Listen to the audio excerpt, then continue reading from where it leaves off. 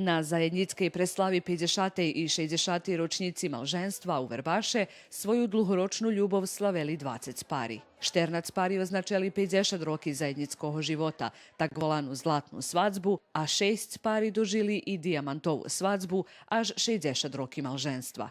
Marija i Joakim Hromiš z Oznovog Sadu varježeše i posle pol vika malženstva ljubja jagi na samim počatku.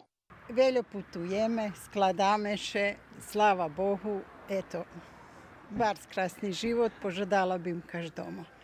Ljem naj da Boh, eši da možeme dakus. Slavo, dobra zdravlje služi i tak dok možeme, a eto, za teraz me vjedna. Amalija i Atila Bordaš za 50-roczny zajednicki život mają i recept.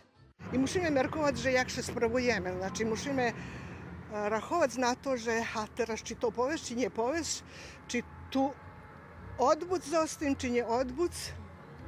Bardziej jest wiele toho i kiedy znamy to odbuc z tym, diskutirava. Formalna čast preslavi, ktorú organizovalo Verbaske združenje penzioneroh, zakončena zo s dodzeljowanjem prihodnih diplomoh i načinanjem zajednickej svadzebnej torti, a druženje potim predlužene zo z muziku i tancom.